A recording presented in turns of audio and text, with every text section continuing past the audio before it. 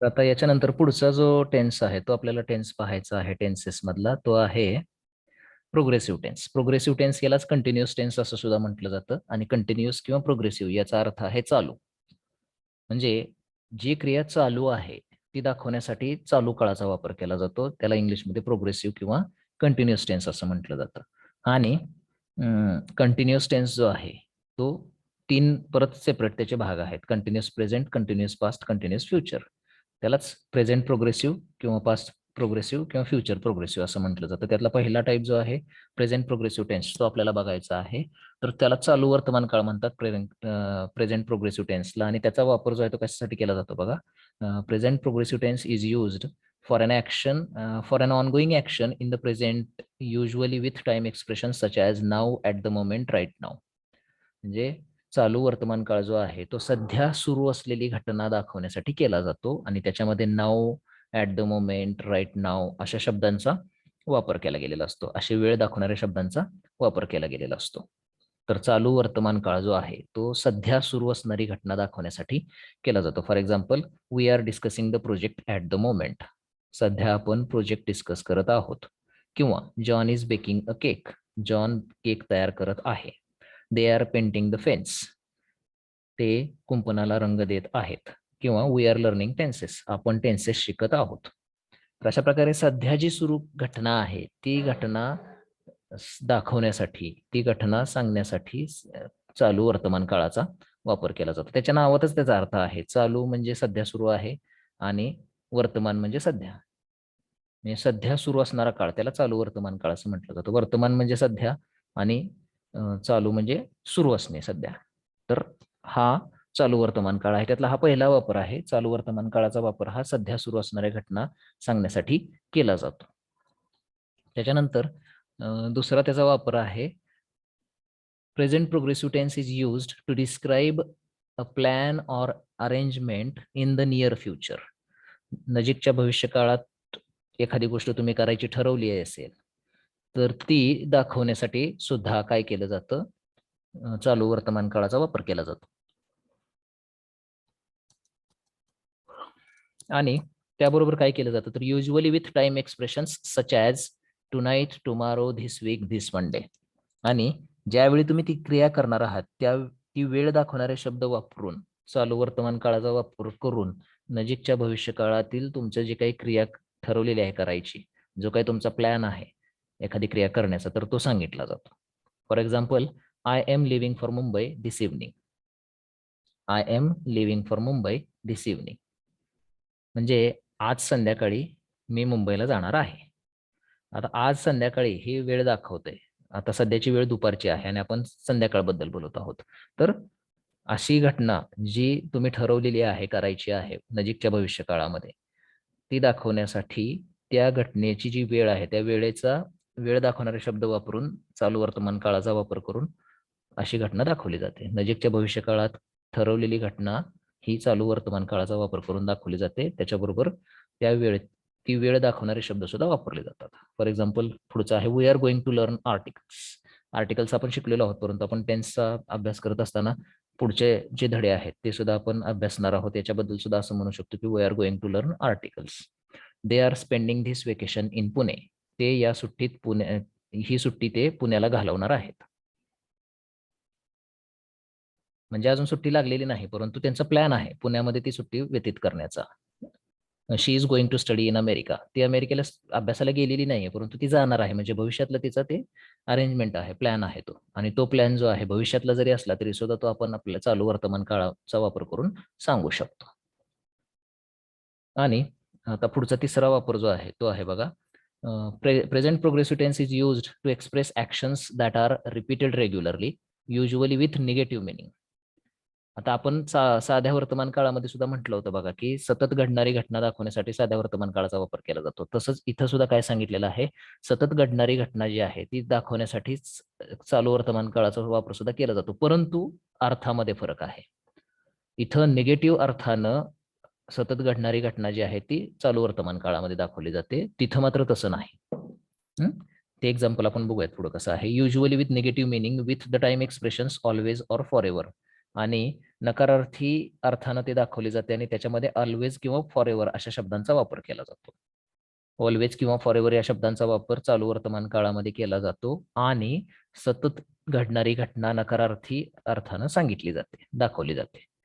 For example, he is always complaining about his health. तो नेहमी त्याच्या तब्येतीची कुरकुर करतो. She is going to lose it for ever.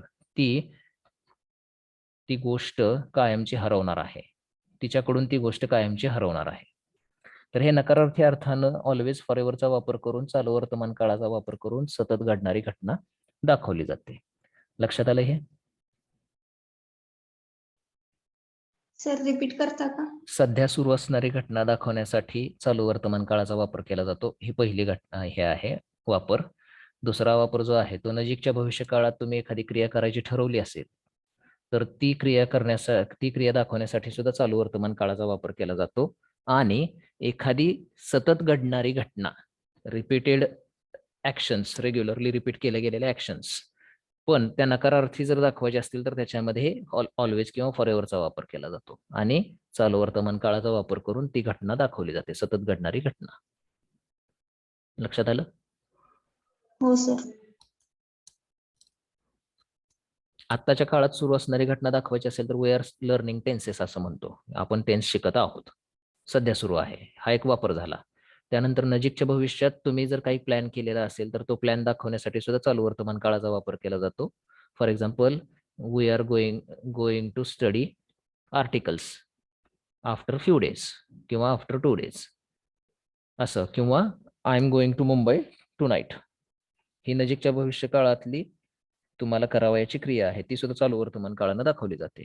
आणि नकारात्मक अर्थाने ऑलवेज किंवा फॉर एव्हर या शब्दाचा वापर करून चालू वर्तमान काळाचा वापर करून एखादी क्रिया, रिपीटेड ऍक्शन जी आहे ती दाखवली जाते. For example, he is always complaining about his health. तो नेहमी त्याच्या तब्येतीची कुरकुर करतो.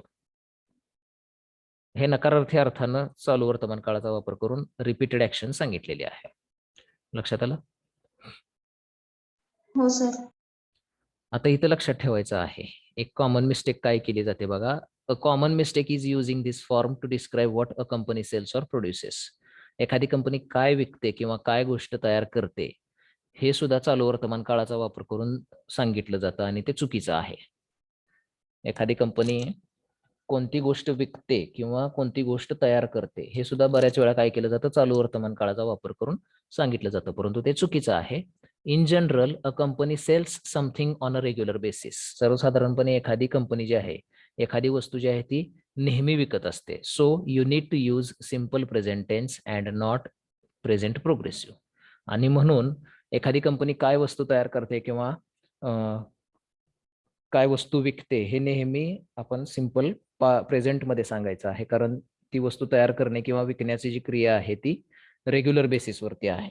म्हणून सिम्पल प्रेझेंटचा वापर करायचा आहे, कंटिन्युअस प्रेझेंटचा करायचा नाही.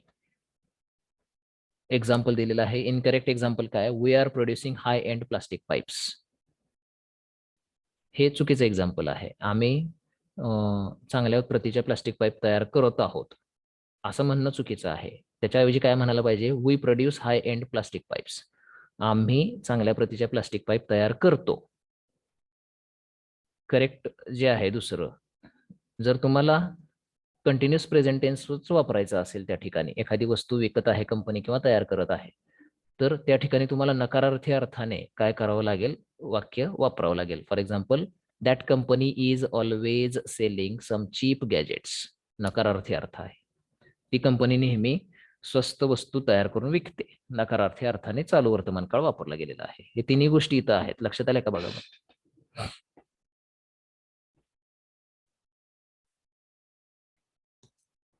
लक्षात आलं का हे तिन्ही वाक्यावरून? हो सर. कंपनी एखादी वस्तू तयार करते, ती रेग्युलर बेसिसवरती आहे, त्यामुळे तिथं साधा वर्तमान काळ वापरायचा आहे.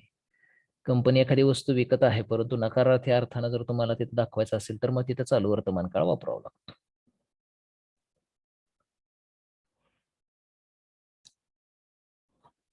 तर चालू वर्तमान काळ जो आहे त्याचं वाक्यरचना बघा. सब्जेक्ट सुरुवातीला येतो, त्यानंतर एम किंवा इज किंवा आर हे सहाय्यकारी क्रियापद वापरलं जातं, त्यानंतर क्रियापदाला आयएनजी प्रत्यय दिला जातो, नंतर ऑब्जेक्ट लिहिलं जातं आणि सगळ्यात शेवटी कॉम्प्लिमेंट लिहिलं जातं. आता ते जे आहे एम इज आर हे कधी वापरायचं, तर त्याच्या खाली लिस्ट दिलेली आहे सब्जेक्ट आणि त्याचं टू बीचं रूप. तर आय या कृत्याबरोबर एम वापरायचं, यू बरोबर आर वापरायचं, ही शी इट बरोबर इज वापरायचं आणि यू वी दे याच्याबरोबर आर वापरायचं.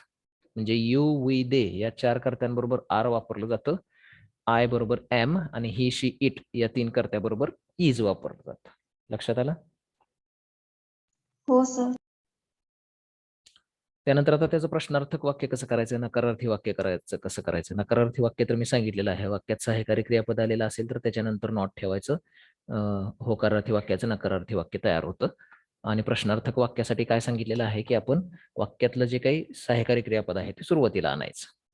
तर आय एम थिंकिंग हे वाक्य आहे, याचं एम जे आहे ते सुरुवातीला जर घेतलं तर त्याचा प्रश्न तयार होतो, एम आय थिंकिंग असा. आणि याचं जर नकारार्थी वाक्य करायचं असेल तर आय एम एम या सहाय्यकारी क्रियापदानंतर नॉट ठेवायचं, आय एम नॉट थिंकिंग. त्यानंतर यू आर थिंकिंग असा सेंटेन्स आहे, आर हे सुरुवातीला घेतलं की त्याचा प्रश्न तयार होईल, आर यू थिंकिंग असा. आणि आर नंतर नॉट ठेवलं तर नकारार्थी वाक्य, you are not thinking. He is thinking असं वाक्य आहे, त्याचं सहाय्यकारी क्रियापद सुरुवातीला जर घेतलं, इज ही थिंकिंग असं प्रश्नार्थक वाक्य तयार होईल आणि ही इज नॉट थिंकिंग हे नकारार्थी वाक्य तयार होईल. सिमिलरली शी इज थिंकिंग असं सेंटेन्स आहे, त्याचा प्रश्न करत असताना इज शी थिंकिंग असा प्रश्न होईल आणि शी इज नॉट थिंकिंग असं नकारार्थी वाक्य तयार होईल. इट इज थिंकिंग असं आहे, त्याचं प्रश्नार्थक वाक्य इज इट थिंकिंग असं होईल आणि नकारार्थी वाक्य इट इज नॉट थिंकिंग असं होईल. वी आर थिंकिंगचं आर वी थिंकिंग असा प्रश्न होईल आणि वी आर नॉट थिंकिंग असं निगेटिव्ह सेंटेन्स होईल.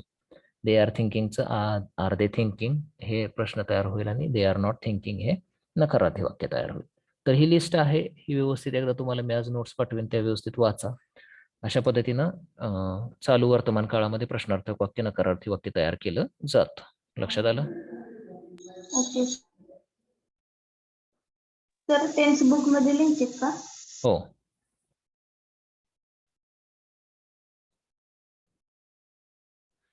त्यानंतर पुढचा टेन्स आहे प्रोग्रेसिव्ह टेन्सेस मधला प्रोग्रेसिव्ह पास्ट टेन्स किंवा पास्ट प्रोग्रेसिव्ह टेन्स. त्यालाच continuous past, past continuous tense वगैरे असं म्हटलं जातं.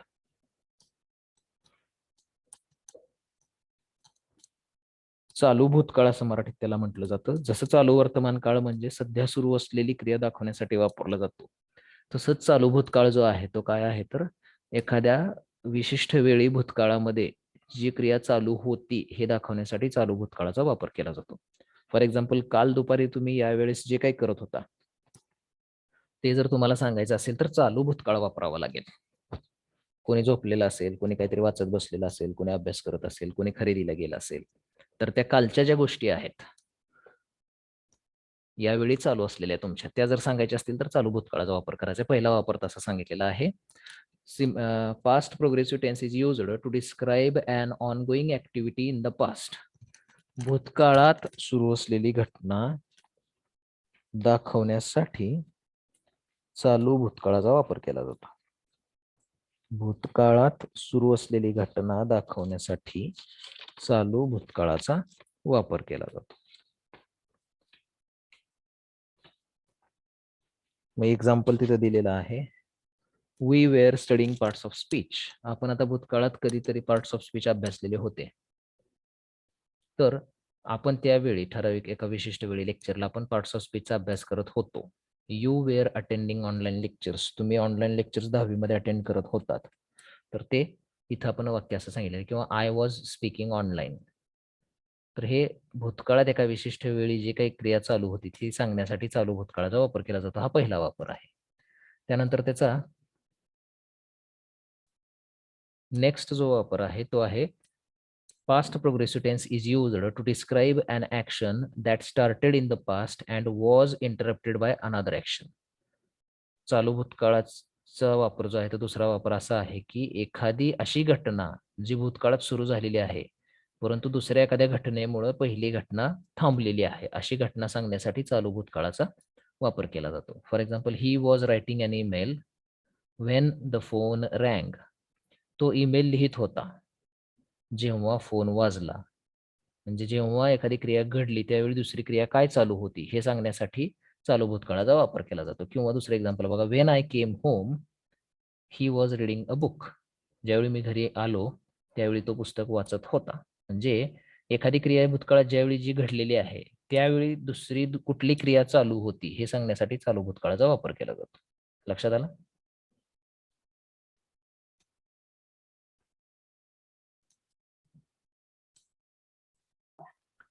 लक्षात आलं का?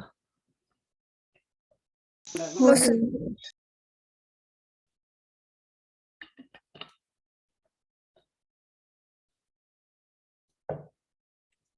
त्यानंतर पुढचा चालू भूतकाळाचा वापर आहे तो आहे past progressive tense is used to describe two actions that were in progress at the same time in the past.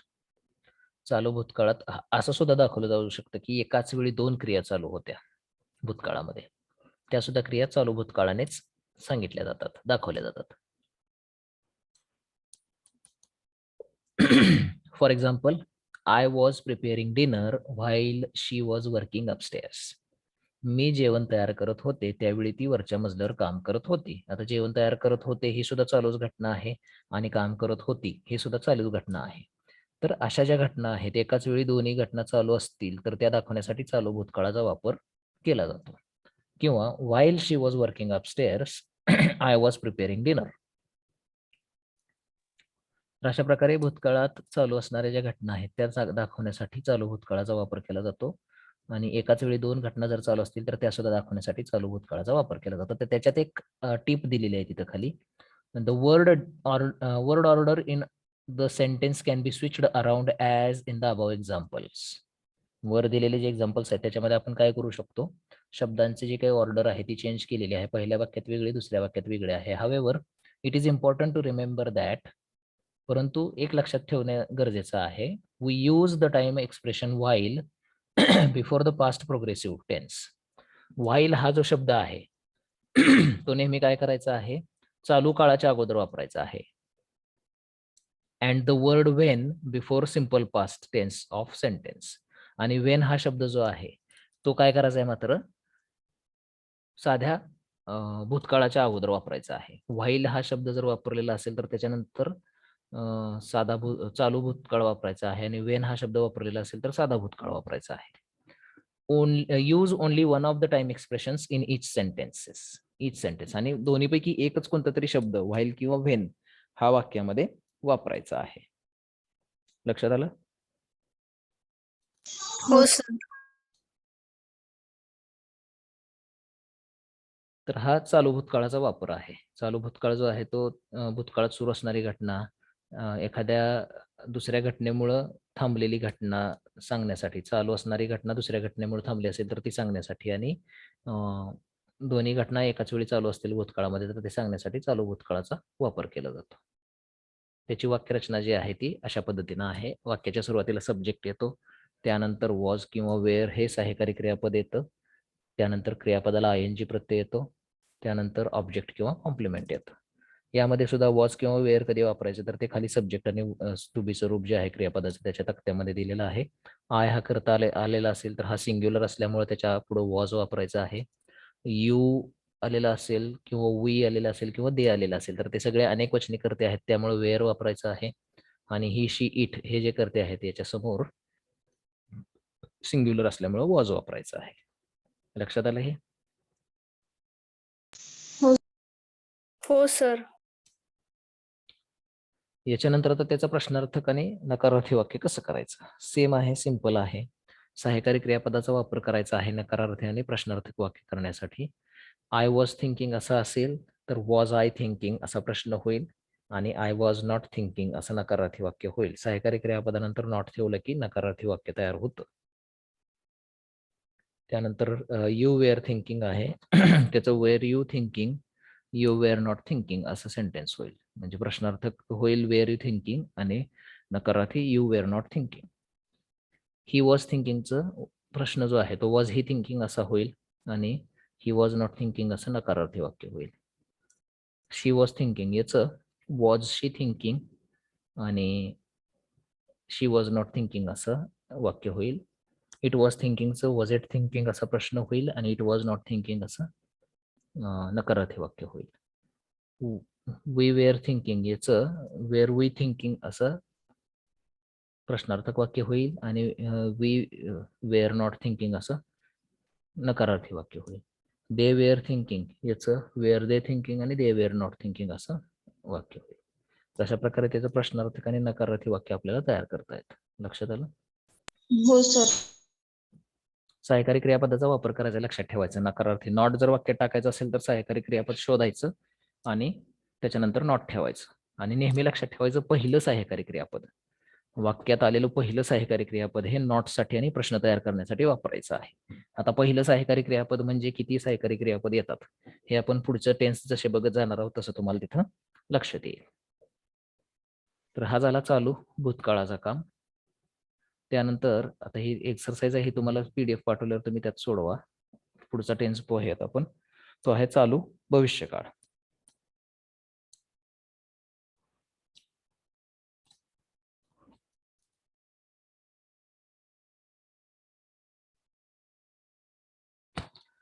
चालू भविष्यकाळ जो आहे तो काय आहे बघा, फ्युचर प्रोग्रेसिव्ह टेन्स असं त्याला म्हटलं जातं. त्याचा एकच वापर आहे. Future progressive tense is used to indicate an ongoing action that will occur in future. अशी घटना जी भविष्यात एखाद्या विशिष्ट वेळी चालू असेल. म्हणजे फॉर एक्झाम्पल उद्या यावेळी तुम्ही काय करत असणार आहात हे सांगण्यासाठी तुम्हाला चालू भविष्यकाळाचा वापर करावा लागेल. किंवा दिवाळीत तुम्ही काय करत असाल, 4 तारखेला वगैरे जी दिवाळी आहे त्यावेळी तुम्ही काय करत असाल, त्यावेळी तुमची कोणती क्रिया चालू असणार आहे ती दाखवण्यासाठी चालू भविष्यकाळाचा वापर केला जातो. For example at 5 o'clock I will be meeting the management. 5 वाजता आम्ही मॅनेजमेंटला भेटत असेन. I will be running a marathon this Saturday. येत्या शनिवारी मी मॅरेथॉनमध्ये धावत असेन. She will be coming around the mountain. ती पर्वताला वेढा घालून येत असेल. We will be working quite closely. अतिशय लक्षपूर्वकपणे, अतिशय एकत्रित लक्ष देऊन आपण काम करत असू. किंवा Wien you come I will be waiting. ज्यावेळी तू येशील त्यावेळी मी वाट पाहत असेन. तर अशा प्रकारे भविष्यात एखाद्या विशिष्ट वेळी जी घटना चालू असणार आहे ती दाखवण्यासाठी चालू भविष्यकाळाचा वापर केला जातो. लक्षात आला हा काळ? हो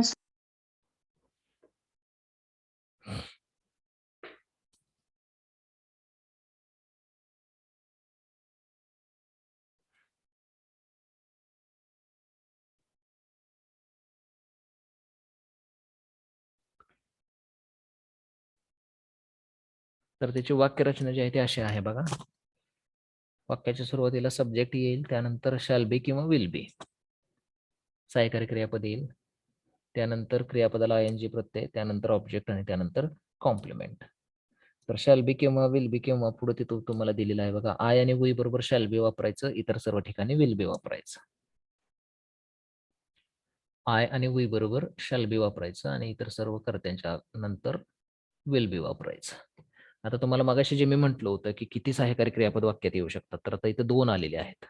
त्यामुळे याचं होकारार्थी नकारार्थी प्रश्नार्थक वाक्य कसे असणार आहेत बघा. आय शॅल बी थिंकिंग असं होकारार्थी वाक्य आहे. आता याचा प्रश्न करायचा असेल तर पहिलंच सहाय्यकारी क्रियापद जे आहे शॅल नावाचं हे काढायचं आहे आणि पुढे टाकायचं आहे. शॅल आय बी थिंकिंग असं.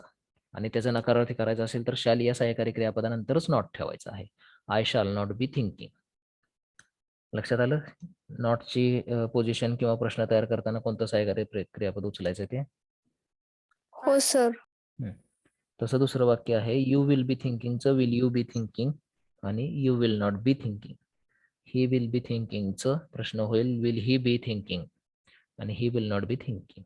शी विल बी थिंकिंगचं प्रश्न होईल विल शी बी थिंकिंग आणि she will not be thinking. It will be थिंकिंगचं will it be thinking it will not be thinking.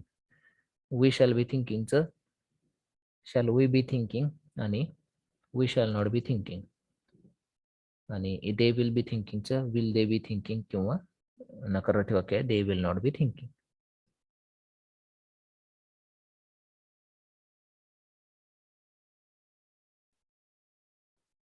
तर हे अशा पद्धतीनं प्रश्नार्थक आणि नकारार्थी वाक्य चालू भविष्यकाळाचं होतं.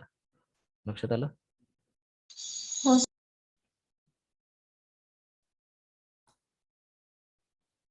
त्यानंतर आता हे कम्पॅरेटिव्ह चार्ट आहे तिन्ही टेन्सचा.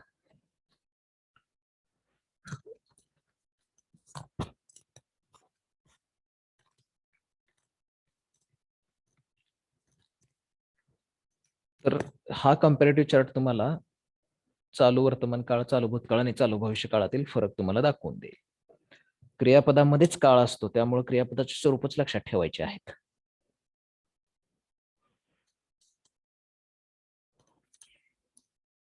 तर चालू वर्तमान काळामध्ये एम, इज, आर ही सहाय्यकारी क्रियापदं वापरली जातात आणि मुख्य क्रियापदाला ING प्रत्यय असतो. मग आय हा करता जर आला तर आय एम आणि मुख्य क्रियापदाला ING प्रत्यय. वी, यू हे दोन कर्ते जे आहेत, वी आणि यू, इथं आर वापरावं लागेल. आर आणि क्रियापदाला ING Pratyaya. He, she, it या तिन्ही कर्त्याला इज वापरलेला आहे आणि क्रियापदाला ING प्रत्यय वापरला आहे. आणि शेवटी दे त्याला सुद्धा आर आणि मुख्य क्रियापदाला ING Pratyaya. Similarly M, is, R सारखंच पास्ट टेन्स मध्ये वॉज, वेअर वापरायचं आहे. वॉज हे एकवचनी कर्त्यासाठी आणि वेअर हे अनेकवचनी कर्त्यासाठी. आय असेल तर वॉज वापरायचं. त्यानंतर ही, शी, इट असेल तर वॉज वापरायचं.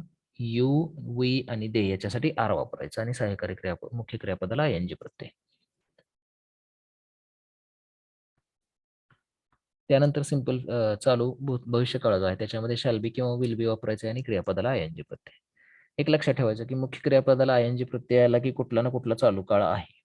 त्याच्या अगोदर जे सहाय्यकारी क्रियापद येईल त्याच्यावरून मग कोणता चालू काळ आहे लक्षात ठेवायचं. समजा शॅल बी किंवा विल बी पैकी एखादं सहाय्यकारी क्रियापद आलं ING प्रत्ययाच्या अगोदर, ING प्रत्यय असणाऱ्या क्रियापदाच्या अगोदर, तर लक्षात ठेवायचं की शॅल बी, विल बी आलेलं असेल तर चालू भविष्य काळ आहे.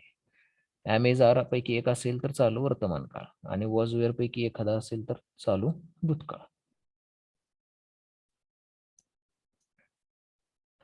हा चालू काळ झालेला आहे. लक्षात आलंय कंटिन्युअस टेन्स कसा आहे? हो सर. हो सर.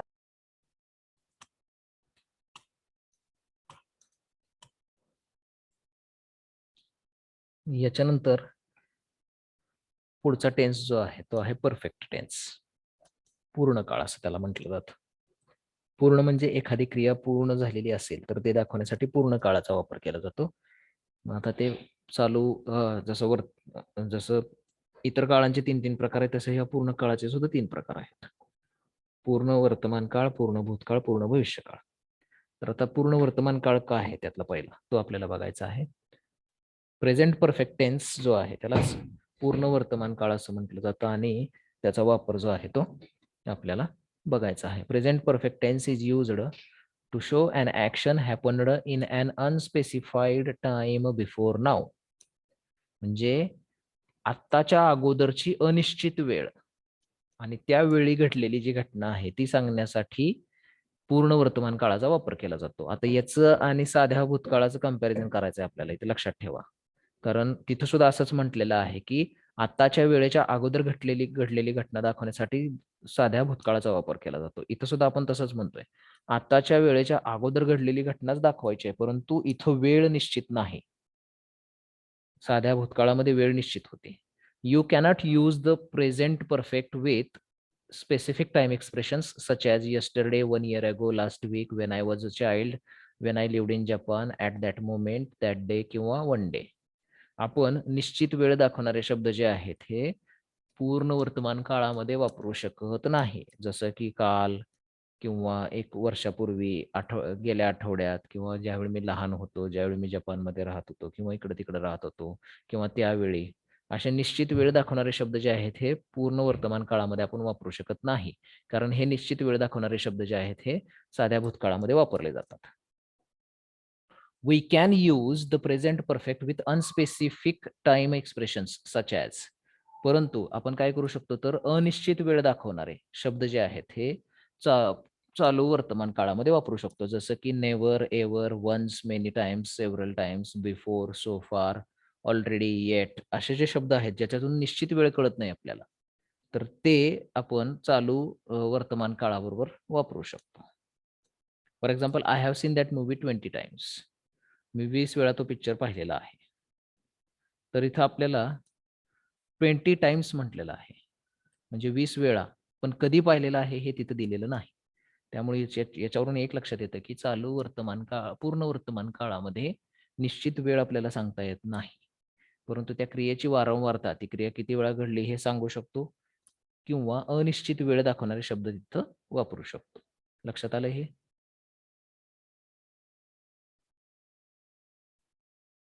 लक्षात आलं का सगळ्यांच्या? सर रिपीट करता का? पूर्ण वर्तमान काळ जो आहे त्याच्यामध्ये निश्चित वेळ दाखवणारे शब्द आपल्याला वापरता येत नाहीत. निश्चित वेळ दाखवणारे शब्द कुठले आहेत? येस्टरडे, काल. काल म्हणलं की लक्षात येतं आपल्या, काल म्हणजे कधी तर डे बिफोर, किंवा ॲट दॅट मोमेंट वगैरे असे शब्द वापरता येत नाहीत आपल्याला, कारण पूर्ण वर्तमान काळ जो आहे तो काय दाखवतो, तर आत्ताच्या वेळेच्या अगोदर घडलेली घटना. मग ती कधी घडलेली आहे हे त्याच्यामध्ये निश्चित नसतं. अशा घटना ज्या आहेत त्या पूर्ण वर्तमान काळातून दाखवल्या जातात. आपण अनिश्चित वेळ दाखवणारे शब्द जसं की never, ever, once, many times, several times हे मात्र आपण पूर्ण वर्तमान काळामध्ये वापरू शकतो. जसं एक्झाम्पल मध्ये वापरलेलं आहे, I have seen that movie 20 times. लक्षात आलं? हो सर. हो सर. त्याचा दुसरा वापर आहे पूर्ण वर्तमान काळाचा, present perfect tense is used to show a link between present and past. वर्तमान काळ आणि भूतकाळ याच्यामध्ये जी काही लिंक आहे, याच्यामध्ये जे काही कनेक्शन आहे, किंवा याच्यामध्ये जे काही संबंध आहे तो दाखवण्यासाठी चालू पूर्ण वर्तमान काळाचा वापर जो आहे तो केला जातो. This tense is used to show a link between the present and the past and is commonly used in everyday conversations. आणि हा जो टेन्स आहे पूर्ण वर्तमान काळ, हा दैनंदिन वापरामध्ये येतो, जसं की न्यूज आहेत, रेडिओ आहे, किंवा पत्र लिहित असतो आपण. तर अशा वेळी या काळाचा वापर जो आहे तो केला जातो. याच्यातून काय केलं जातं, तर भूतकाळ आणि वर्तमान काळ याच्यामध्ये जी काही लिंक आहे, याच्यामध्ये जो काही परस्पर संबंध आहे तो त्याच्यामध्ये दाखवला जातो. The effect of the action is steel present. आणि ती जी क्रिया आहे त्या क्रियेचा परिणाम जो आहे तो अजून सुद्धा आपल्यावरती असतो. अशा क्रिया भूतकाळातल्या जरी असल्या तरी त्या क्रिया पूर्ण वर्तमान काळाने दाखवल्या जातात. फॉर एक्झाम्पल, तुम्ही एखाद्या ठिकाणी भेट द्यायला गेलेला असाल आणि त्या ठिकाणाची आठवण तुमच्या मनामध्ये जर अजून असेल, तिथे गेल्यानंतर तुम्ही काय पाहिलं त्याचं चित्र जर तुमच्या डोळ्यासमोर उभं राहत असेल, तर तुम्ही त्या ठिकाणाला भेट दिलेली आहे असं म्हणावं लागेल तुम्हाला. म्हणजे I have visited that place असं म्हणावं लागेल. I visited that place yesterday असं होईल, परंतु I have visited that place many years ago असं आपण म्हणू शकतो पूर्ण वर्तमान काळ वापरून. For example, she has lived here all her life. ती तिचं संपूर्ण आयुष्य तिनं इथं राहिलेली आहे. I have been to Canada. मी कॅनडाला जाऊन आलो आहे. I have worked here since I graduated the school. शाळेतून बाहेर पडल्यापासून आतापर्यंत मी इथं काम केलेलं आहे. क्रियापदाचं तिसरं रूप मात्र इथं चालू काळामध्ये लक्षात ठेवायचं आहे सगळ्यांनी, कारण चालू काळ हा एकमेव असा ऍक्टिव्ह टेन्स आहे जिथं क्रियापदाचं तिसरं रूप जे आहे ते वापरलं जातं. लक्षात आलं? हो सर. आता चालू पूर्ण वर्तमान काळ आणि साधा भूतकाळ याच्यामध्ये मग फरक काय आहे? दोन्हीमध्ये भूतकाळातीलच क्रिया दाखवल्या जातात. मग फरक कसा करायचा याच्यामध्ये? तर एक फरक जो आहे तो कसा करायचा आहे? वेळेचा करायचा आहे. साध्या भूतकाळामध्ये वेळ निश्चित असते आणि पूर्ण वर्तमान काळामध्ये मात्र वेळ निश्चित नसते क्रियेची.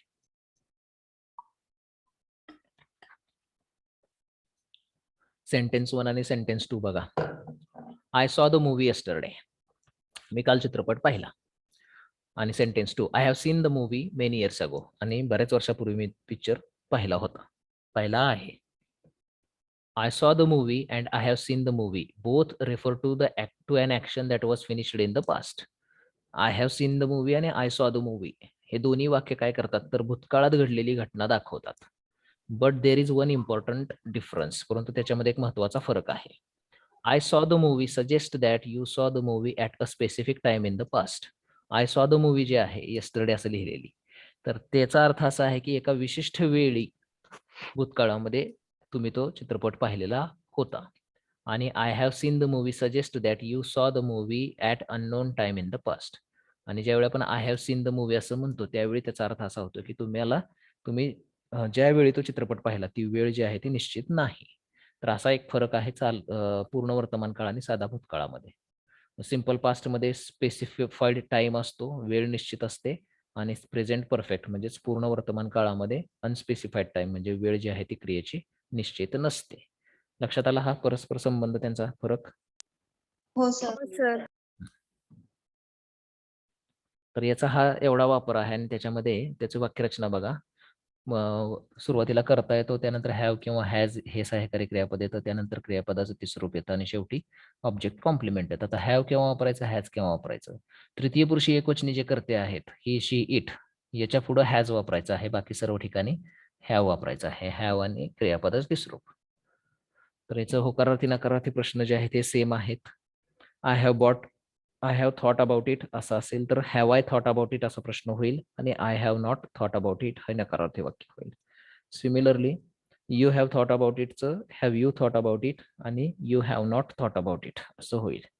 त्यानंतर he has thought about it, has he thought about it आणि he has not thought about it असं होईल. She has thought about it, has she thought about it आणि she has not thought about it. It has thought about it, has it thought about it आणि it has not thought about it. अशा पद्धतीनं सहाय्यकारी क्रियापदाला सुरुवातीला घेतलं की प्रश्न तयार होईल आणि सहाय्यकारी क्रियापदानंतर नॉट ठेवलं की नकारार्थी वाक्य तयार होतं. लक्षात आलं सगळ्यांच्या? हो सर. त्यानंतर पूर्ण भूतकाळ आहे, याचा एकच वापर आहे, तो म्हणजे perfect past tense is used to show that an action took place once or many times before another point in the past.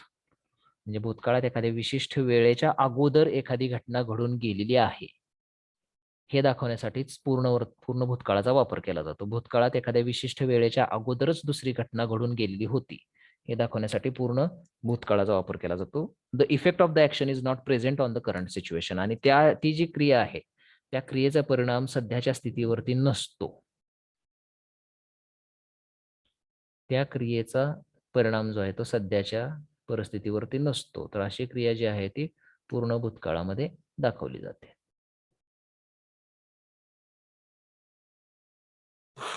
तर एक्झाम्पल म्हणून बघा, John had gone out when I arrived in the office. ज्यावेळी मी ऑफिसमध्ये आलो त्यावेळी John ऑफिसमधून निघून गेलेला होता. किंवा I had saved my document before the computer crashed. Computer खराब होण्या अगोदरच मी माझी डॉक्युमेंट सेव्ह करून घेतलेली होती. तर अशा प्रकारे एखाद्या विशिष्ट क्रियेच्या अगोदर दुसरी क्रिया पूर्ण झालेली असेल भूतकाळामध्ये तर ती दाखवण्यासाठी पूर्ण भूतकाळाचा वापर केला जातो आणि त्या क्रियेचा सध्याच्या परिस्थितीवरती, सध्याच्या मानसिकतेवरती परिणाम नसतो. लक्षात आलं? हो सर. हो सर. तर त्याची वाक्यरचना जी आहे ती सिंपल आहे बघा. सब्जेक्ट येतो, सब्जेक्ट नंतर हॅड येतो, त्यानंतर क्रियापदाचं तिसरं रूप आणि कॉम्प्लिमेंट, ऑब्जेक्ट आणि कॉम्प्लिमेंट येतो. तर सब्जेक्ट आणि वर्ब मध्ये सहाय्यकारी क्रियापद जे आहे ते सेम आहे. सगळीकडे हॅड हे एकच सहाय्यकारी क्रियापद पूर्ण भूतकाळामध्ये वापरलं जातं. त्याचं होकारार्थी नकारार्थी वाक्य सुद्धा अशा पद्धतीनं आहे. नकारार्थी वाक्य हे हॅड नॉट न तयार होतं आणि नकारार्थी वाक्य हॅड नॉट ने तयार होतं आणि प्रश्नार्थक वाक्य हे हॅड हे वाक्याच्या सुरुवातीला घेऊन तयार होतं. For example, I had decided, I had not decided आणि हॅड आय डिसाइडेड अशा पद्धतीनं.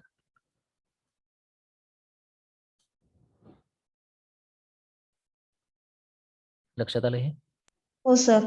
हो सर. त्यानंतर शेवटचा काळ आहे पूर्ण भविष्यकाळ. पूर्ण काळांमधला शेवटचा काळ आहे पूर्ण भविष्यकाळ. तर तो काय आहे बघा.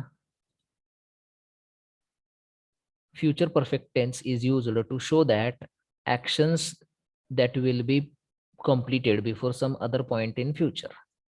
म्हणजे भविष्यातील एखाद्या विशिष्ट वेळेच्या अगोदर, भविष्यात एखाद्या विशिष्ट वेळेच्या अगोदर एखादी घटना पूर्ण झालेली असेल हे दाखवण्यासाठी पूर्ण भविष्यकाळाचा वापर केला जातो.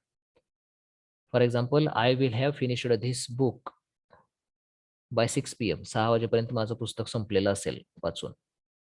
You will have studied the English tenses by next week. English tenses तुमचे पुढच्या आठवड्यापर्यंत तुमच्या अभ्यासून झालेले असतील. म्हणजे एखाद्या विशिष्ट वेळेत भविष्यातील एखाद्या विशिष्ट वेळे अगोदर एखादी जर क्रिया पूर्ण झालेली असेल तर ती दाखवण्यासाठी पूर्ण भविष्यकाळाचा वापर केला जातो. लक्षात आलं? हो सर. याच्यामध्ये वाक्यरचना कशी येते बघा. पूर्ण भविष्यकाळाची सहाय्यकारी क्रिया सब्जेक्ट सुरुवातीला येतो, त्यानंतर सहाय्यकारी क्रियापद शाल किंवा विल वापरलं जातं, त्यानंतर हॅव वापरलं जातं, त्यानंतर क्रियापदाचं ते स्वरूप वापरून ऑब्जेक्ट आणि कॉम्प्लिमेंट वापरलं जातं. पुढे सब्जेक्ट आणि व्हर्ब दिलेले आहेत बघा. आय शाल किंवा आय विल हॅव असं दोन्हीपैकी एक काहीही चालतं. बाकी सर्व ठिकाणी विल हॅव वापरायचं आहे आणि ही आय आणि वी साठी मात्र शाल किंवा विल हे दोन्हीपैकी कोणतंही एक वापरलं तर चालेल.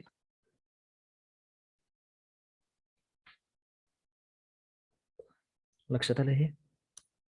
हो सर. आता इथं सुद्धा बघा शाल हॅव असे दोन सहाय्यकारी क्रियापद आलेले आहेत. तर त्यातलं पहिलं जे आहे शाल किंवा विल जे येतं तेच प्रश्नासाठी सुरुवातीला घ्यायचं आहे उचलून किंवा त्याच्यानंतरच नकारार्थी वाक्यासाठी नॉट हे ठेवायचं आहे.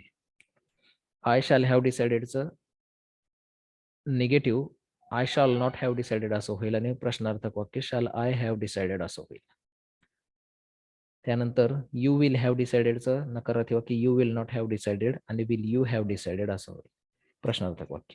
शी विल हॅव डिसाइडेडचं she will not have decided नकारार्थी होईल आणि विल शी हॅव डिसाइडेड हे प्रश्नार्थक होईल. वी शाल हॅव डिसाइडेडचं we shall not have decided हे नकारार्थी होईल आणि शाल वी हॅव डिसाइडेड हे प्रश्नार्थक होईल. दे विल हॅव डिसाइडेडचं they will not have decided आणि विल दे हॅव डिसाइडेड. तर अशा पद्धतीने हे प्रश्नार्थक आणि नकारार्थी वाक्य पूर्ण काळा परफेक्ट फ्युचर टेन्सची होते. लक्षात आलं? हो सर. आता राहिला आपला विषय परफेक्ट कंटिन्युअस टेन्सेसचा. तर तो आपण काय करूयात, आता नको घ्यायला कारण हे फार मोठा डोस होतो आपल्याला. चालू काळ आणि परफेक्ट टेन्स म्हणजे पूर्ण काळ हे दोनच टेन्स आपल्यासाठी सध्या ठीक आहेत अभ्यासाला. आता आपण पुढचं काय करूयात, अटेंडन्स घेऊयात लेक्चरचे आपल्या.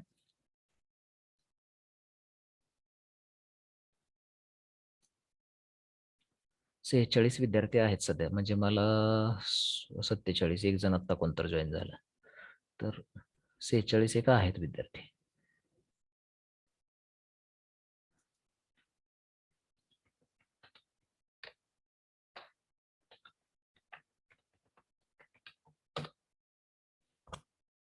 आजची अटेंडन्स द्या सगळेजण.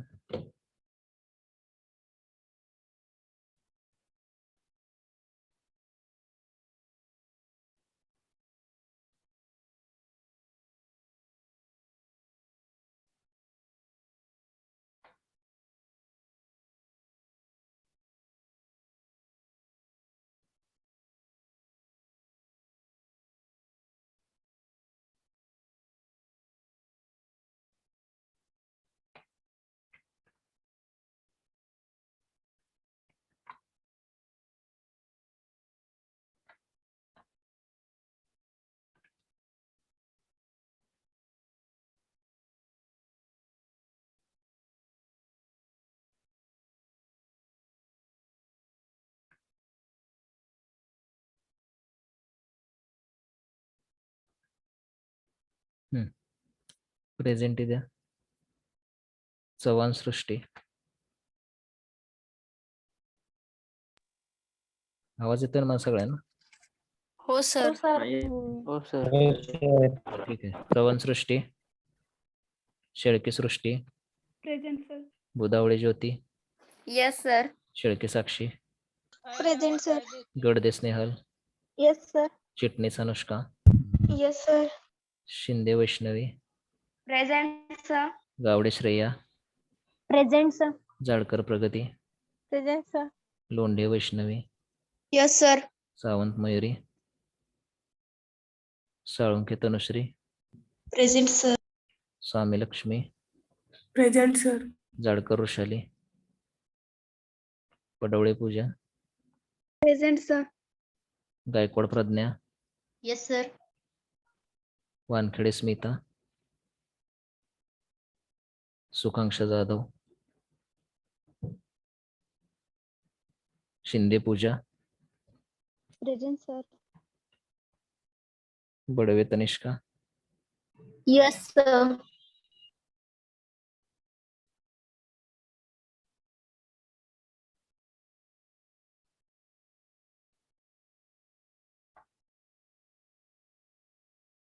मगर शरियो,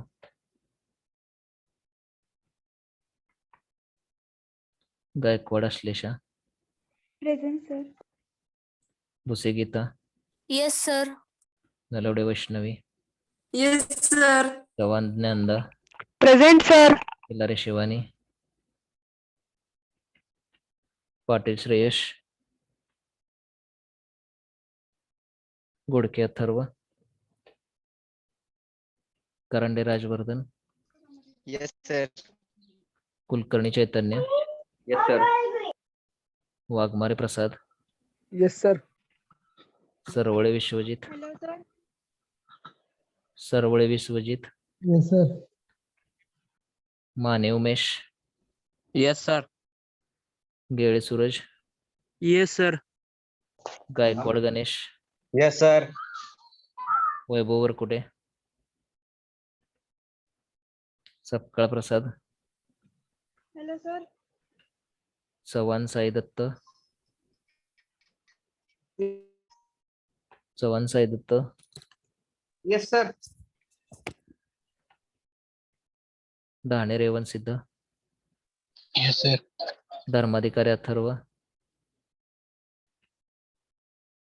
हत्तीगोटे Aditya, Yes, sir. Shinde Netraj, Jamdade Sanket, Yes, sir. Bhosale Sanket, Kamble Rushikesh, Kadam Rushikesh, sorry, Yes, sir. Kadam Aadesh, Pawar Arvind, Yes. Patil Aditya, Present. Salunkhe Niranjan, Shinde Aditya, Present, sir. Kolekar Saurabh, भोई बालाजी, क्षीरसागर प्रतीक, Yes, sir. कुंभार Shubham, Yes, sir. Khandekar Sahil, Yes, sir. Kamble Sujit, Yes, sir. Rokade Ranjit, Kulkarni संचित, Yes, sir. शेणके आदर्श, भोसले साहिल, Present, sir. जगताप किरण, तेलंगी प्रतीक, Sawant Present, sir. Rajesh, Present, sir. कोष्टी यश, Yes, sir. अमन पठाण. झाली का सगळ्यांची present देऊन? कोणाची राहील? सबकाळ प्रसाद sir. प्रेझेंटीच्या वेळी कुठे गेलता? सर तुमचा आवाज ब्रेक होत होता. हा, पुढे अजून कोणाच राहिले? वृषाली जाडकर.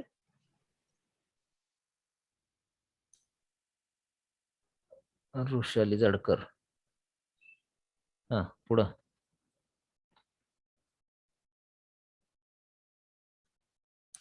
ठीक आहे, तर आपलं लेक्चर इथंच थांबतंय. सर प्रेझेंट राहिले माझे. काय नाव? नेत्रा शिंदे. प्रेझेंटीच्या वेळी कुठे गेलता मग? सर रेंज प्रॉब्लेम असल्यामुळे आवाज आला नसेल. किती नंबरला आहे? सर ठीक आहे, असू दे. 16 नंबर सर. हा, ठीक आहे. अजून कोणाची राहिली का प्रेझेंटी?